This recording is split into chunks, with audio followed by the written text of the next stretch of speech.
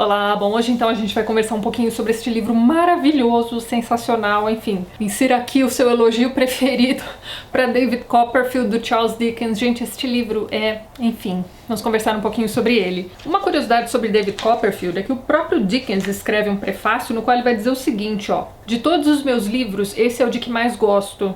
É fácil acreditar que sou pai afetuoso de todos os filhos de minha fantasia e que ninguém jamais amará essa família mais do que eu.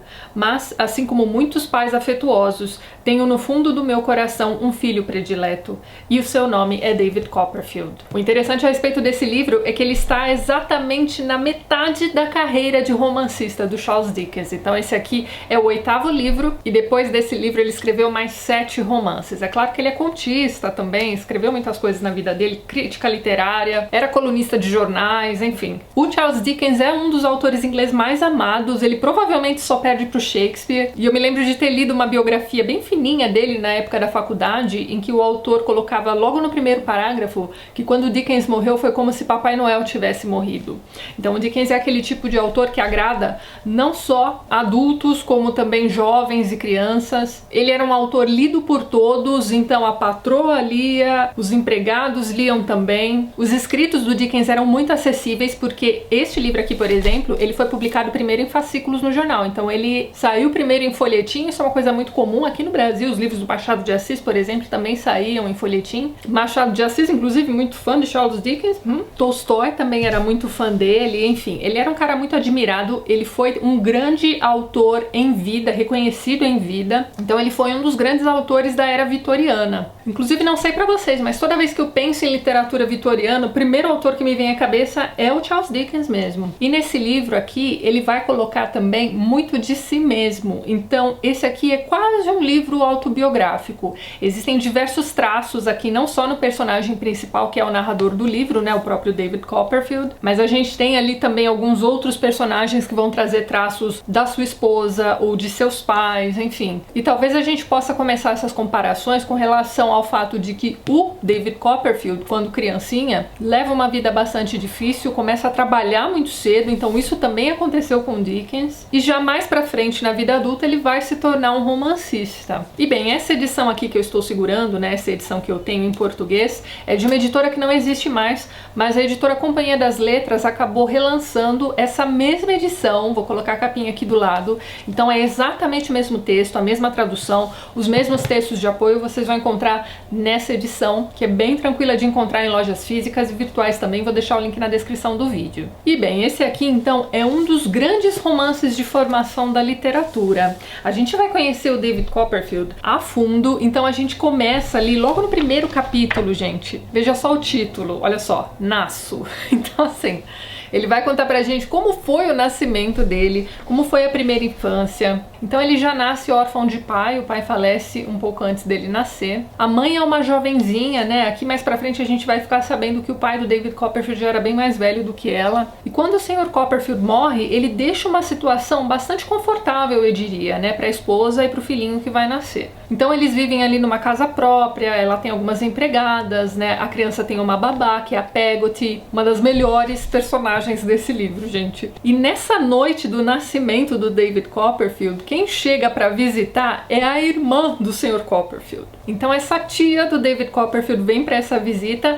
ela está esperando que nasça uma menina. Então a intenção dela é ser madrinha dessa criança, ela já tem ali o nome que ela quer dar para a criança, enfim. A vida inteira do bebê já tá ali na cabeça dela. E quando o bebê nasce, é na verdade um menino. Então ela fica tão desnorteada, né, que ela vai embora. Nem se despede de ninguém, simplesmente vai embora e nunca mais aparece ali na casa deles. Mas enfim, como eu ia dizendo, o David Copperfield vai crescer então nesse ambiente bastante estruturado, eu diria. Num dado momento ali, quando ele já tem seus 7, 8 anos mais ou menos, a mãe dele vai conhecer então um outro rapaz, né? Na verdade é um homem mais velho do que ela também.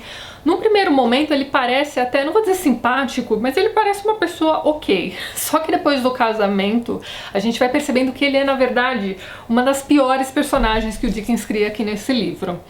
Ele não é exatamente um vilão, mas o que ele queria ao se casar com a jovem senhora Copperfield, né, viúva, era na verdade moldar uma mocinha como ela. Então ele espera que ela haja exatamente do jeito que ele quer. E na verdade também, no dia do casamento, ele traz pra morar junto com eles a irmã irmã dele, que é uma mulher assim tenebrosa. Então esses dois, né, o padrasto e a irmã do padrasto, vão fazer a vida do David Copperfield virar assim em frangalhos. Eles conseguem fazer, inclusive, com que a mãe do David passe a achar que ele é um menino mal educado, sem bons modos. Eles passam a dar alguns castigos pra esse menino, tipo trancá-lo num quartinho escuro. Coisas que a mãe nunca tinha feito com ele. Então ele vai começando a ficar bastante ressentido com relação a esses dois personagens.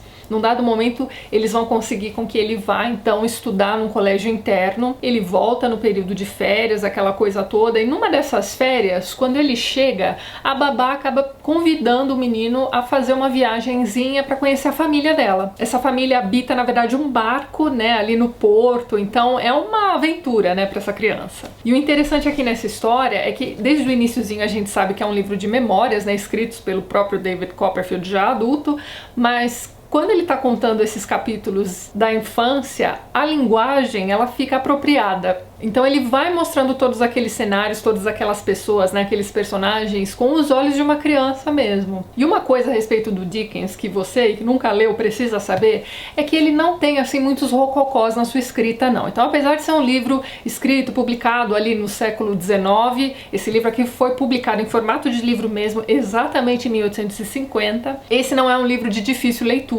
Mas uma coisa interessante a respeito do David Copperfield é que ele é uma criatura muito agradável.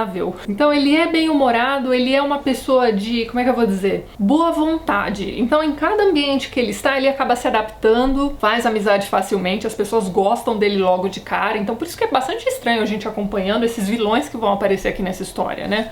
O padrasto, a irmã dele e tudo mais. Por que eles odeiam tanto esse garoto? Já que ele é tão fofo, mas enfim. Quando ele volta dessa viagem com a babá, o que aconteceu na verdade foi o seguinte: a mãe dele, né, nesse período em que ele ficou ali, sei lá, 2, 3 meses ali com a família da Peggotty, na verdade ela tinha dado à luz. Então quando ele chega, ele tem um novo irmãozinho. Só que esse segundo parto foi demais pra mãe dele. Então assim, tudo muito triste aqui no início desse livro, gente. E aí a gente vai acompanhando a situação do jovem David Copperfield aqui no início desse livro, né, num movimento de bola de neve, né, só vai piorando a coisa. Depois de perder a mãe, a gente pensa assim, poxa, o que pode ser pior do que isso, né? A gente vai ter o padrasto e a irmã dele arrumando um emprego pra ele, numa fábrica. Ele tem, sei lá, 10 anos de idade. O que ele pode fazer? Ele tá sozinho no mundo. Então ele vai estar lá, trabalhar naquela fábrica, conseguir os tostõezinhos que ele precisa ali pra se alimentar, enfim. Vai morar de favor com uma família, né? A família do Sr. Micawber, né? Esse é outro personagem sensacional aqui nesse livro.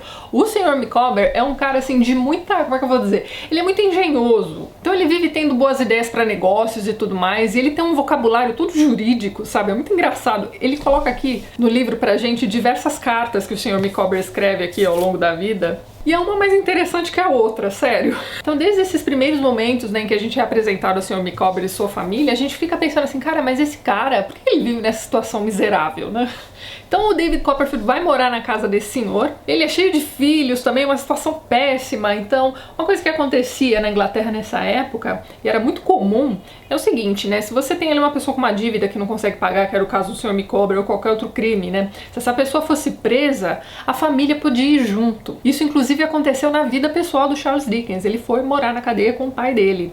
Então dizem também que o Sr. Micawber aqui nesse livro foi baseado no pai do Charles Dickens mesmo. Mas então, aquela situação do trabalho infantil e das dificuldades pelas quais ele vai passando, então assim, ele se vê obrigado a largar a escola, praticamente não tem o que vestir, o que comer direito, a situação tá péssima. Chega um momento em que ele se lembra da única parenta viva que ele sabe que tem, que é aquela tia dele, aquela tia maluca que foi visitá-lo ali na noite do seu nascimento, que ficou decepcionado porque, né, ele nasceu um menino e não uma menina e saiu fugindo dali.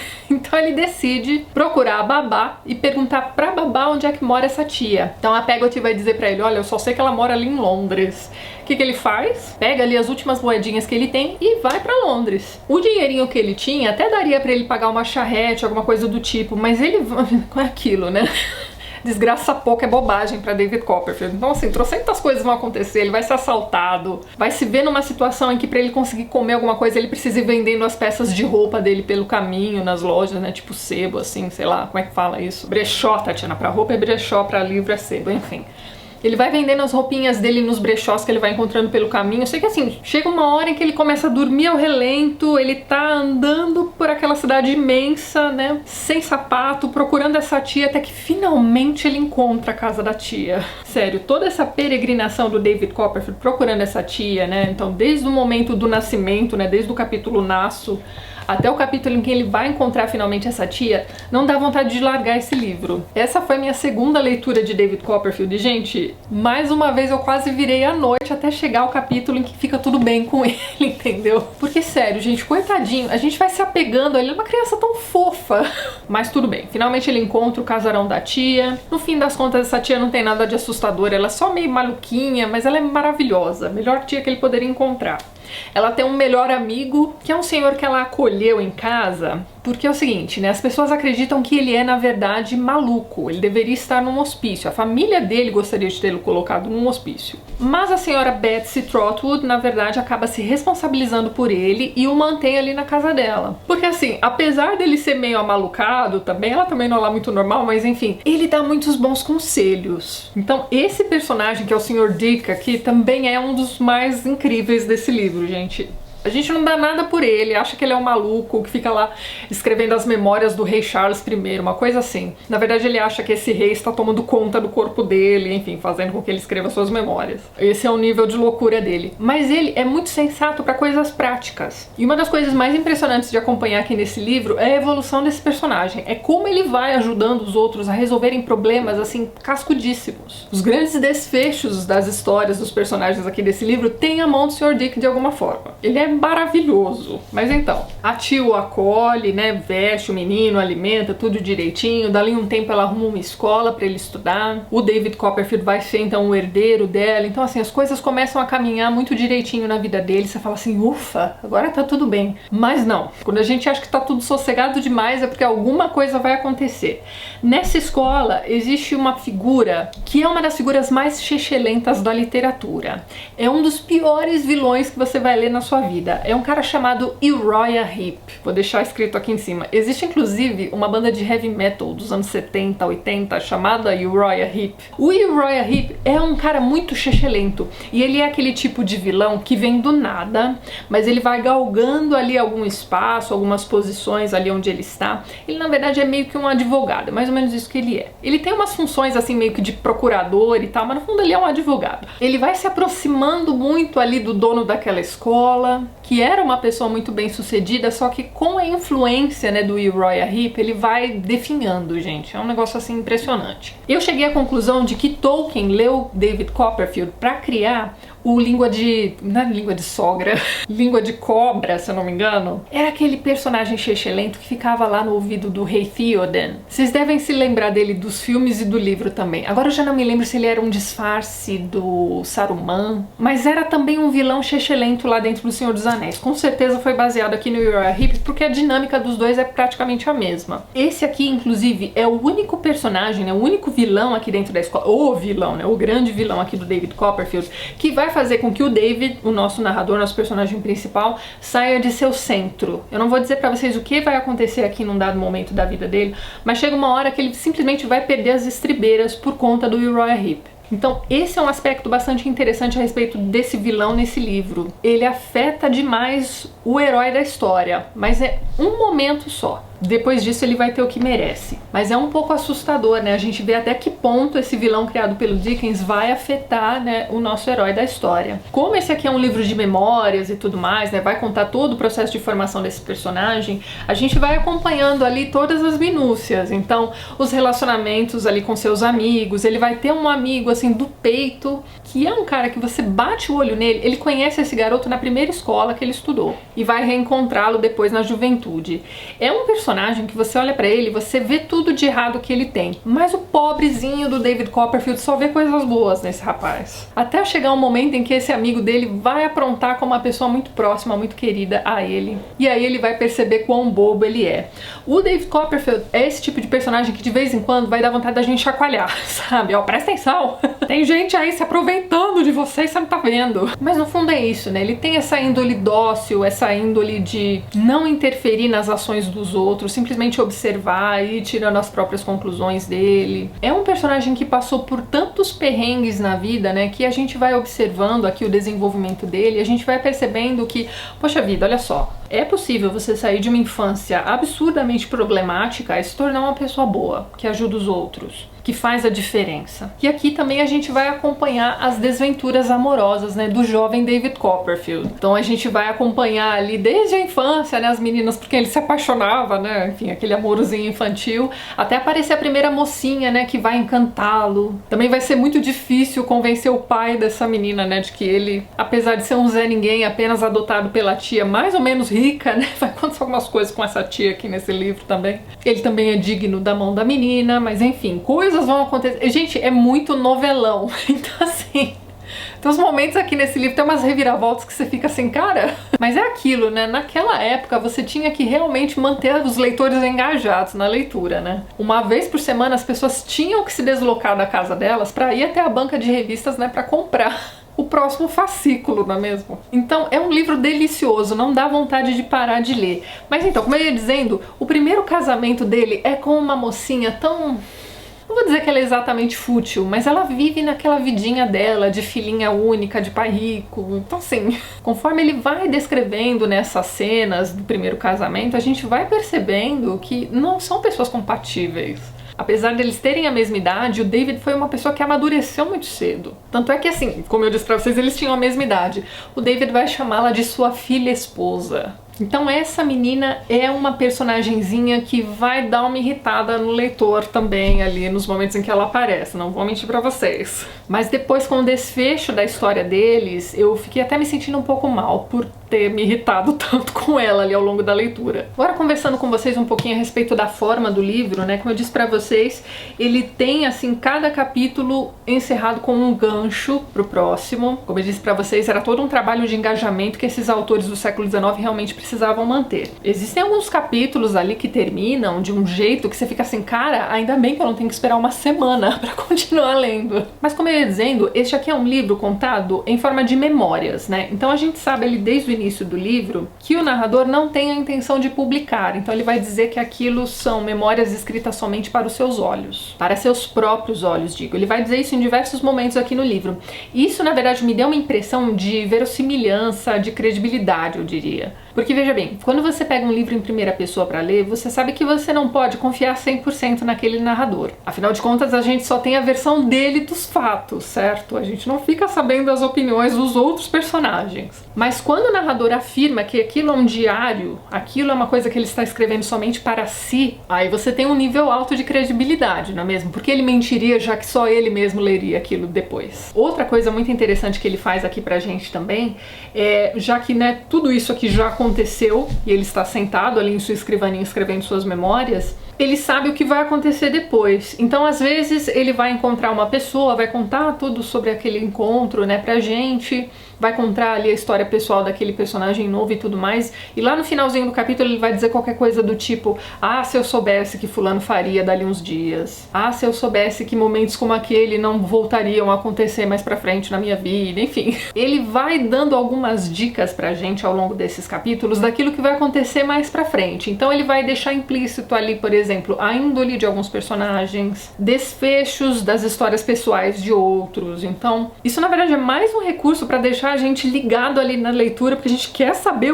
do que é que ele está falando, entendeu? E a gente sabe que ele só vai desenvolver isso lá na frente da narrativa. E conforme ele vai se lembrando desses personagens, vai contando sobre a mãe, sobre a primeira esposa, os amigos, enfim, todas as pessoas que vão passando pela vida dele, ele vai colocar isso pra gente como se fosse, na verdade, uma galeria de fantasmas. Então, principalmente quando ele fala das pessoas que foram importantes para a formação dele, ele vai encerrar aquele capítulo dizendo qualquer coisa do tipo, me despeço agora desses fantasmas que compuseram esse capítulo. Então ele vai escrevendo aqui esses capítulos como se ele estivesse realmente vendo ali na frente dele aqueles fantasmas do passado, né, em volta dele enquanto ele escreve. Sério, gente, é uma coisa linda.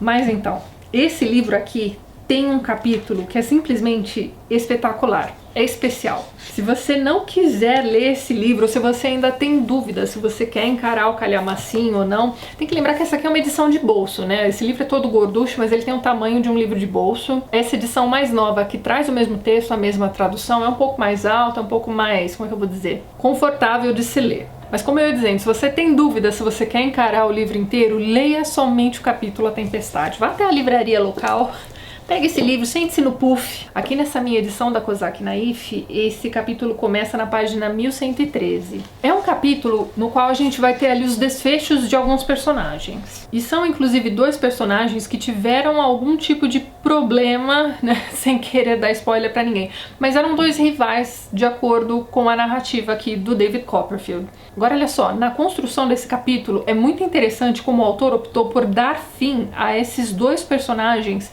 nesse mesmo dia, nesse mesmo capítulo. Então assim, num primeiro momento ele está fazendo uma viagem de charrete, ele está olhando para o céu e dizendo, nossa, né, não tem nenhuma nuvem, que dia bonito. Só que durante a viagem o tempo vai virando, começa a ventar muito, e aí chega a tal da tempestade. Ele está indo a caminho ali da praia, né, onde moram os parentes da Peggotty, e esse capítulo é todo construído de forma que o clima afete os ânimos. Então, desde o ânimo do narrador até o das pessoas que vão aparecendo também nesse capítulo. Gente, é um negócio magistral, assim. É um capítulo, assim, que depois que você terminar a leitura dele, é importante que você volte e leia de novo. Sinceramente, a construção desse capítulo é uma coisa absurda. E já que essa aqui é a mesma tradução que a gente tem disponível hoje em dia, eu vou cotejar aqui com vocês o iniciozinho desse capítulo. Então eu vou ler aqui o primeiro parágrafo no original, vou colocar o original aqui em inglês na tela e depois eu vou ler como ficou a tradução, certo? Então vamos lá. Tempest. I now approach an event in my life so indelible, so awful, so bound by an infinite variety of ties to all that has preceded it in these pages, that from the beginning of my narrative I have seen it growing larger and larger as I advanced, like a great tower in a plain, and throwing its forecast shadow even on the incidents of my childish days. Agora vamos à tradução desse primeiro parágrafo. Tempestade. Chego agora a um momento de minha vida tão indelével, tão horrível, tão pleno de infinita variedade de ligações com tudo o que o precedeu nestas páginas, que desde o começo de minha narrativa vi que ia ficando maior e maior enquanto avançava, como uma grande torre numa planície, projetando sua sombra mesmo sobre os incidentes de meus tempos de criança. Então, ele sabe que existe esse momento difícil na vida dele, então desde o momento em que ele senta para escrever suas memórias, e ele parte daquele iniciozinho mesmo, né? Ele começa contando sobre o dia em que ele nasceu. Então, desde aquele momento, ele sabia que ia chegar um momento que ele teria que contar sobre aquele dia. Que é um dia muito difícil, aliás, não só os acontecimentos daquele dia, como tudo que veio depois, né? Então, é realmente um capítulo muito pesado e maravilhoso, gente. Leiam David Copperfield. Vocês precisam saber o que acontece no Tempestade. Então é isso, minha gente. Vou me despedindo de vocês. Deixo aqui a dicona desse livro maravilhoso. O Dickens mesmo dizia, né, que ele usava a seguinte fórmula, né, nos seus livros, né? Faça-os rir, faça-os chorar, faça-os esperar, né? Afinal de contas, são mais de 1000 páginas nessa edição. E é exatamente isso que você vai encontrar aqui, gente. Você vai dar boas risadas, você vai ficar com um nozinho na garganta em alguns momentos, vai esperar, sim, para descobrir o desfecho de alguns desses personagens. Mas é uma leitura extremamente prazerosa, as memórias infantis são deliciosas de acompanhar, o desenvolvimento do jovem Copperfield também é muito gostoso de acompanhar. Gente, olha, é um livraço. Esse aqui, além de ser o livro preferido do próprio autor, né? Então, dentre suas obras todas, esse aqui era o livro preferido do próprio Dickens. Esse era um dos livros preferidos do Tolstói, do Henry James, do próprio James Joyce. A Virginia Woolf mesmo, que não era lá muito fã de Dickens, né? Reconhecia que esse aqui era um livro majestoso. Então, assim, esse aqui é aquele tipo de leitura para você fazer para ontem. Então, não é um livro fácil, assim, no sentido de que você não vai pegar esse livro e terminar de ler em 3 dias, mas é aquele tipo de leitura que demanda esforço, mas não aquele esforço, ai, não tô entendendo nada desse livro, não é isso. É o esforço de realmente ir acompanhando aquelas histórias. O Dickens vai criar ali diversos núcleos, né, e a gente vai ter o David Copperfield transitando dentro de todos esses núcleos e fazendo com que essas pessoas dos núcleos diferentes se unam em alguns momentos também. Então essa dinâmica criada pelo Dickens para colar esses mais de 50 personagens é maravilhosa. É um livro cheio de reviravoltas também. Olha, tá até uma certa inveja de quem vai ler esse livro pela primeira vez, viu? Mas enfim, fica aqui a dicona pra vocês mais uma vez. Vejo vocês nos próximos vídeos do canal. Um beijo grande e até mais.